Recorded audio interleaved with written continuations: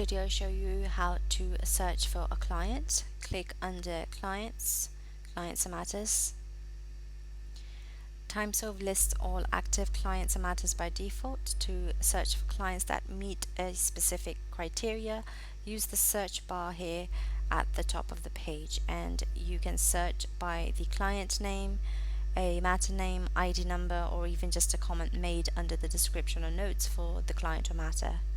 And you can further whittle down things by specifying whether or not the client is active, inactive, or a prospect, and the billing category.